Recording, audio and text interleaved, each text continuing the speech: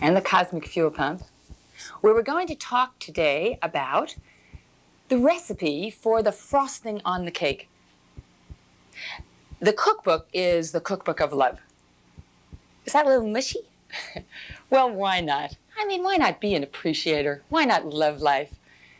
I mean, if you don't, tune into the ball game.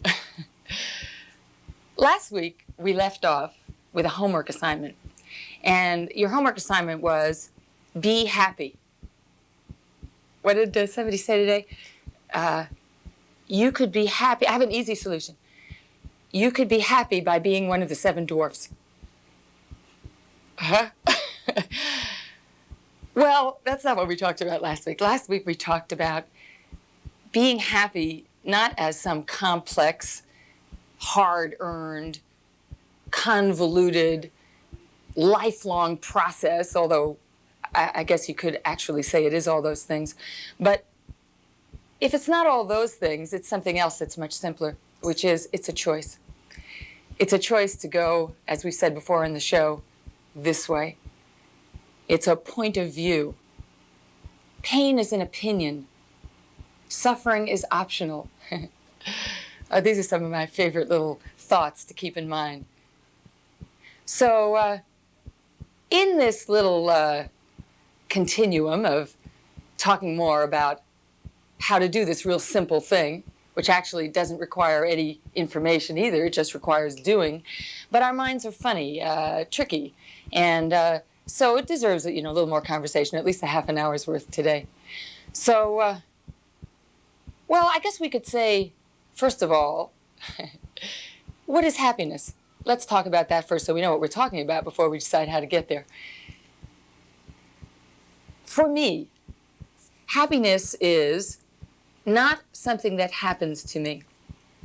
It's not because some wonderful event happened or I got something I wanted, so I'm happy. Although, of course, that's true also. But the kind of happiness I'm talking about is something simpler than that, something more basic than that, and something more important than that. It's happiness as a way of life. It's being a person who... Happiness is in a sense, a perhaps misleading word. It has, in our culture anyway, our culture of easy answers, instant solutions, mechanical realities. Happiness sounds perhaps too glib or simplistic or, I don't know, something. Or happiness is perhaps a funny word. But it's useful also because we all understand it. We don't have to speak about heavy-duty spiritual jargon, So, happiness is, for me, this ground of being. If nothing were cluttering my space, so to speak, I would be happy. If nothing came in to sock me in the jaw, I would be happy. I want to suggest that that's true for you also and true for everyone. Happiness is our natural state. So let's think about, and let's talk about what it is that comes to interfere, because those are the times for me that I have to be on guard, that I have to be cautious, that all this information is useful for. The happiness that I'm going for is, as I say, this kind of way of staying in equilibrium. This it's a way I like to talk about it is it's a coming from life rather than a going toward life. So let us talk about the things that come in that we have to be on guard against, or that I have to be on guard against. It's been a big week for me. I've learned a lot this week. That's all we're doing, We're just learning, all of us. We're learning something that I believe at this time in history is hot news on the planet. I don't think there's ever been learning on a mass scale before, learning about life, learning about wisdom, learning about peace, learning about how to live together on this planet. I live at home in what I call the Garden of Eden. There are several people living there with me, and we're very intentional about examining our lives so that we can live from the highest principles, so that we can live with excellence. And then I come on the show and I share it with you every week. I also am happy to send you my written material, which is my diary of how we do this, carefully edited. And Because all we're doing these days, it seems to me, is finding one another, hooking up with one another, trading our tips, telling each other what we know. Tell me what you know. You'll hear a lot about that on the show from now on.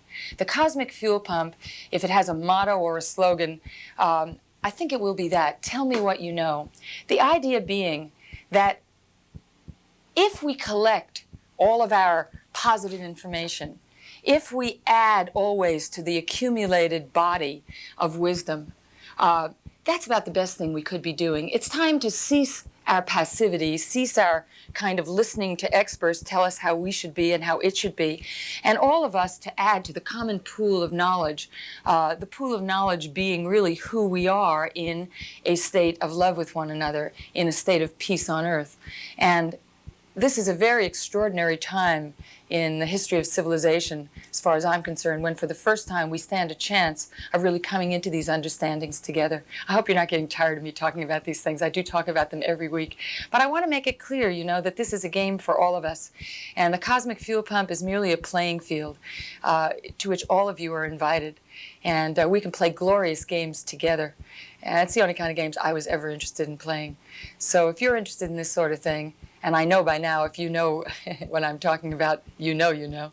So come on, I'm winking at you. Wink back. Call me up. My number will be on at the end of the show. Get your pencils ready. I'm getting wonderful phone calls. You be one of them. We'll do an event soon where we will invite everybody who's called so you can meet one another.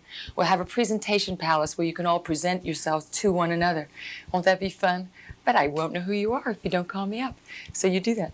Now, back to the track. I was going to tell you about this happiness business and my discoveries of the week. My big discovery of the week is, and again, gosh, I think I've probably discovered this 20 times before, but it is funny how you come to these things anew all the time. My big discovery of the week is,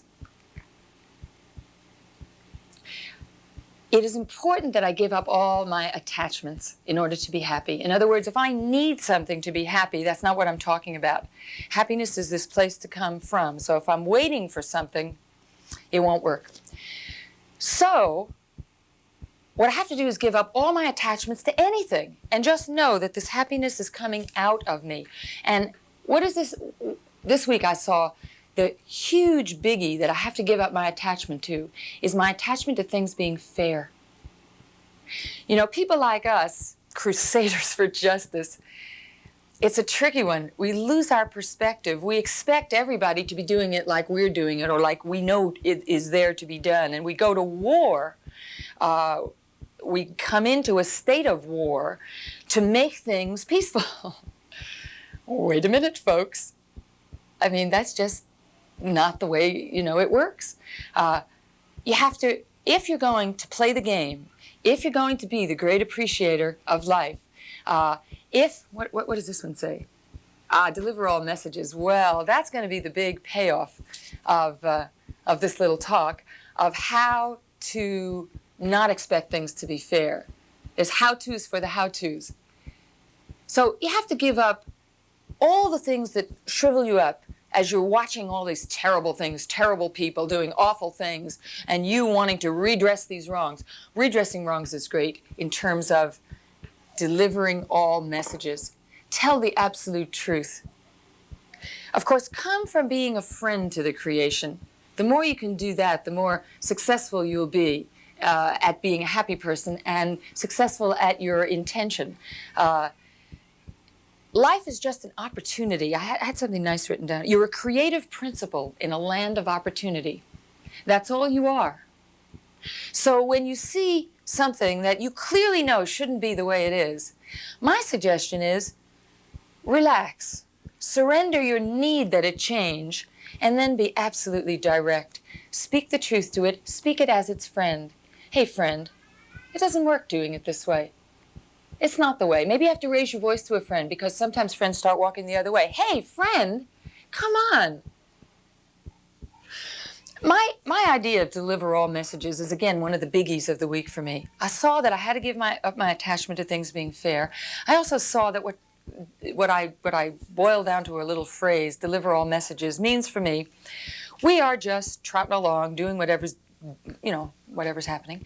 And something comes to me that have some kind of opinion about it, that something's not right, let's say. You're not right, it's not right, what have you. Well, if I have that opinion and I do not deliver my message, I am now, that opinion lives in me. It's a little solid ball. And I walk away with it, and it is my undelivered message to you that is now my judgment. It's now my criticism. Whereas, had I spoken when this came up, it would just be part of this life as a creative principle, life as an ongoing yes. Yes, and then. Yes, and more. I accept, and I deliver more. I never solidify. I never come into opposition. I'm always in the creative flow. I am the creative principle. You get it yet? I think I have 1,000 more little notes here. Lyle Watson, one of my favorite people whom I've quoted before, says, I've never won or lost. I've just grown. Well, that's another way of holding this whole thing, of understanding what I'm talking about now. I want to read you something good here. Life is edges. It's supposed to be that way. Or let's just say it is, because there's no supposed to be's either. There's just what is. It is that way because all explanations, excuses, and reasons exist after the fact of what is, which is always life at go. So... Excuse me, Suzanne. I'm just here in this little box listening to you. I'm listening to you now, Max. Yes, sweetheart. Yes, God. You are. I have to tell you that I'm marveling at how you can say the same thing a million times. You caught me, Max. Yes. And it's interestingly enough that from the very first show, what you have been talking about is circumstances in our life. These are real circumstances. You can't change circumstances. You can only deal with them. And that's what you're saying again. Right. How to deal with the bumps that come up.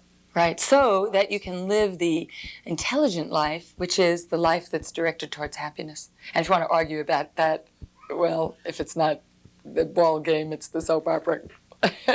No. Why would we argue about that? Wouldn't that be silly? Are you finished? Continue, honey. Okay, so the rest of this thing says, so the edge is the place of perfect peace, this edge we have to ride. Perfect peace, balance between the pull of the world of time and space, bang, crash, awful, robbing, stealing, cheating. Okay, so the edge between the pull of the world of time and space, of deadlines and disappointments, and the spirit self inside, the oneness which is our intertwined God selves. The edge is the sadness of the past and the fear of the future held within and balanced by the ocean of the eternal. How do you like that? I wrote that. I liked it so much I wrote it down. It was in my notes, you know. I thought this is so pretty. I'm going to share it with everybody.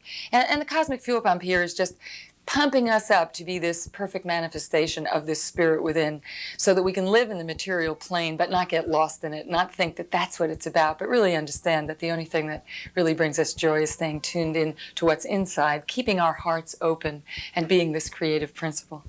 I need a time check, by the way, because I actually don't know what time the clock started here. So somebody, this is just cozy and home. You're in my restaurant, right? We can talk, right? Okay, somebody just tell me at some point how much time we have left. Hold up fingers or something, and then I'll know. We're 16 minutes into it. We're 16 minutes into it, so that means I have 12 minutes to go. Wait a minute, a fast calculation. Yes. Okay, I know what we're doing. Okay, so we are at the place where I want to talk about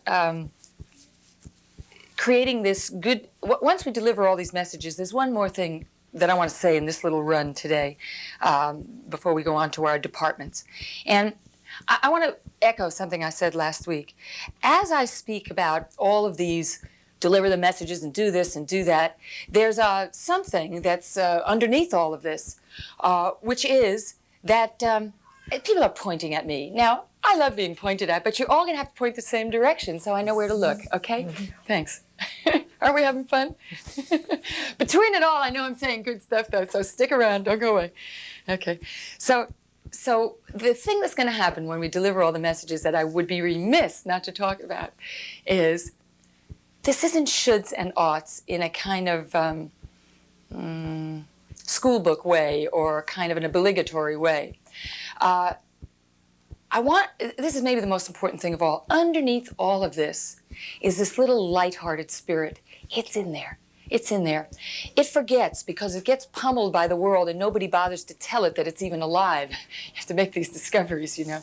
But I was talking last week about standing at the sink, and for the umpteenth time, the silverware is in the right-hand side of the sink. I live with all these people in this paradise, and the silverware is in the right-hand side of the sink where it gets caught in the garbage disposal. We have put up signs. We have had meetings. And I'm at the sink again.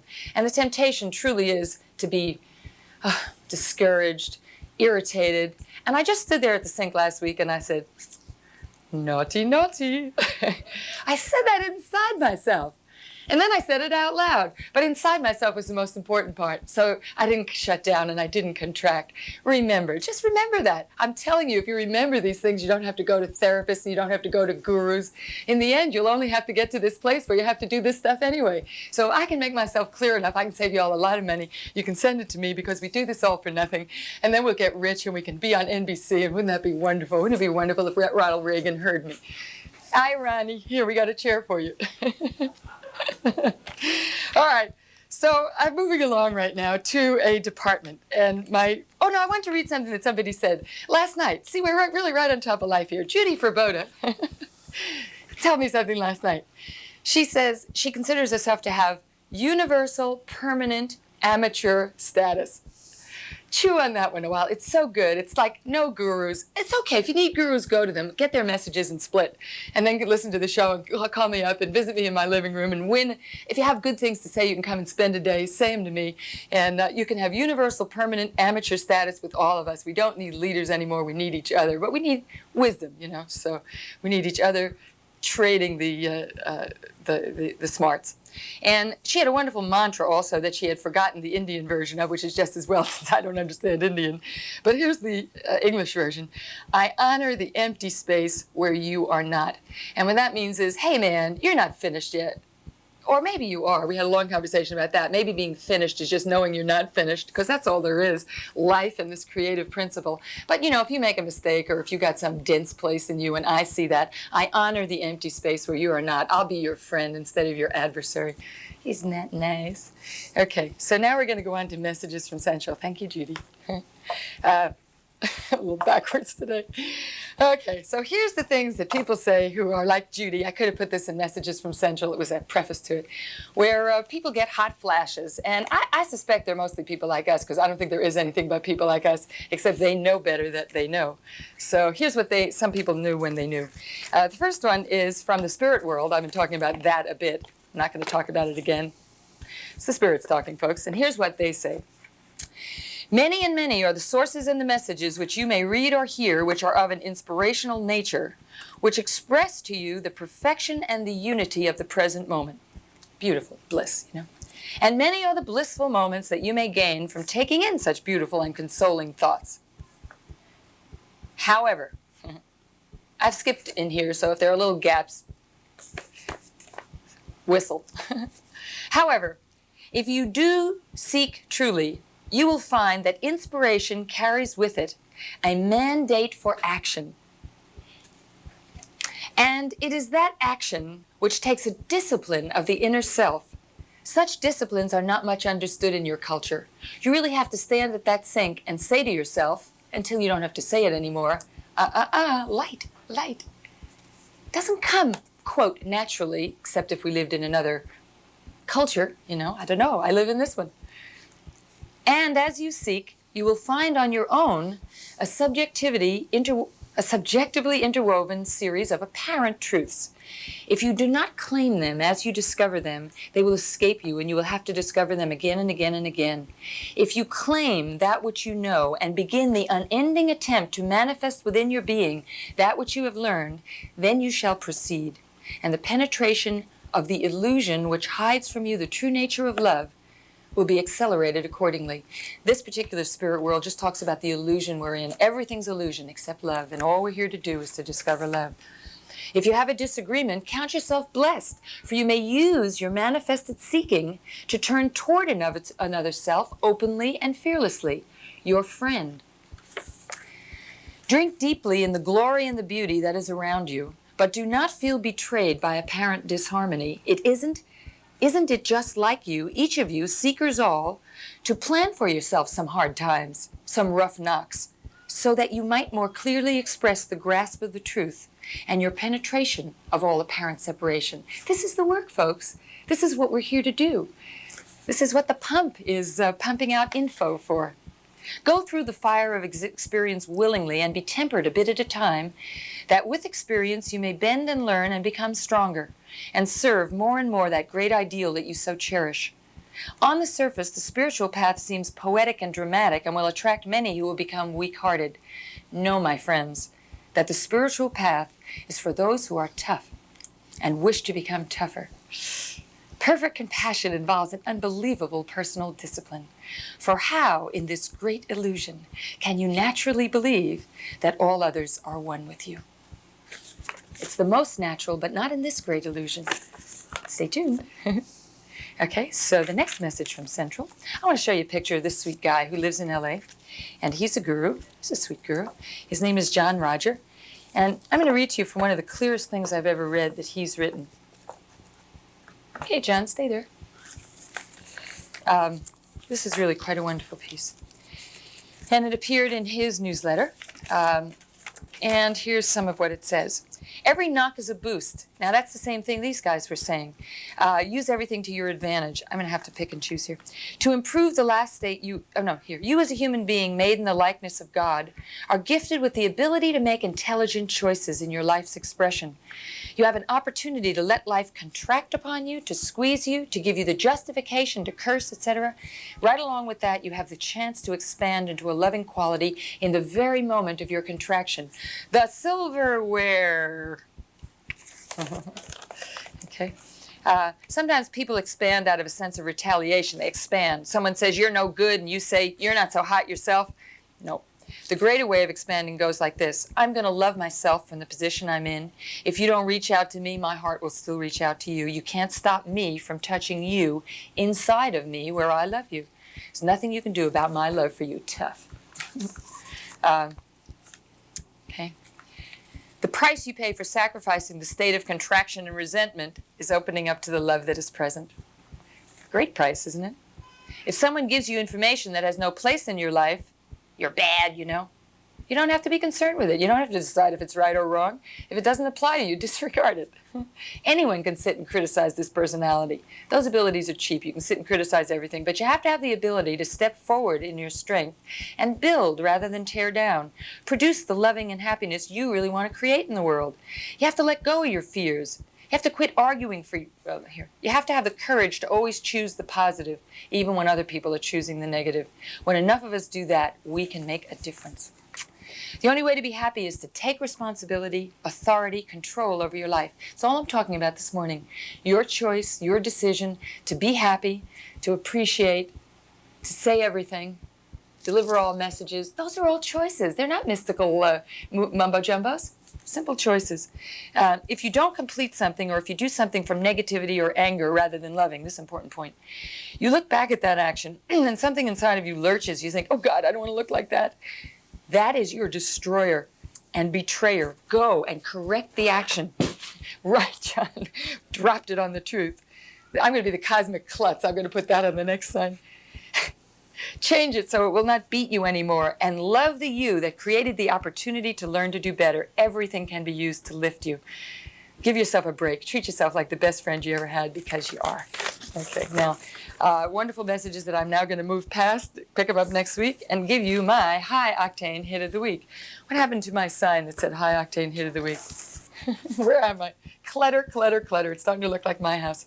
All right, high-octane hit of the week. I got a wonderful call this week. We sent out my diary to everyone who I quoted in it. And I got a call this week that said, I don't know how I was graced by this good fortune to have this diary land in my lap, but it's so wonderful.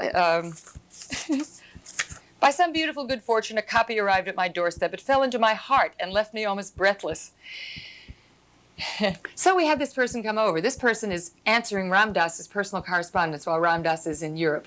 He doesn't have a TV, So he came, he's in India rather. So he came and he watched the show on our videotape. He said, if you don't open them hearts, nothing's gonna, honey. And he said, I think you and Ram Dass would make a great team. You should do a show together. Stay tuned, folks. He was one of my absolute early idols. He's one of the few people I ever wanted to follow, so I can't tell you what a thrill that is to me. I'm so thrilled I may not be able to talk anymore. Has anybody got anything to say? All right, so the last thing I want to do is give you some homework. Let's see, to deliver all messages was your homework. Oh no, I wanted to tell you something else. Another hot flash of this week.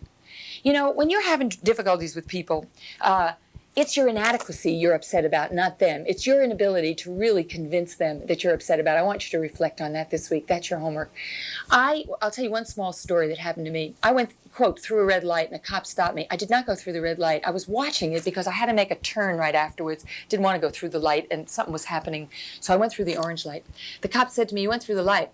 I said, I didn't. He said, you did. And I proceeded to tell him that I didn't. I did not let him give me the ticket. He finally said, lady, I know you went through that light, but you are so sure you didn't. I'm not going to give you the ticket. When you know for certain what you know, nobody will tell you different. You will get everything you want. Take responsibility. The only thing that's happening when you're not getting what you want is you haven't created it. That's the hottest message I could ever give anybody. So have a Suzanne party. Invite me. I'll bring my videotape and my friends will talk about all these wonderful things. Be in touch so I can invite you to the event that we're doing. Send for my notes. Have a good week. Tell the truth. Deliver all messages.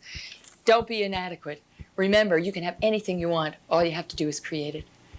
Am I finished? I'm exhausted. I want you to write down my address or my phone number. Send for this stuff. Watch for the show. It'll be in the listings. Come back and join us and play with me.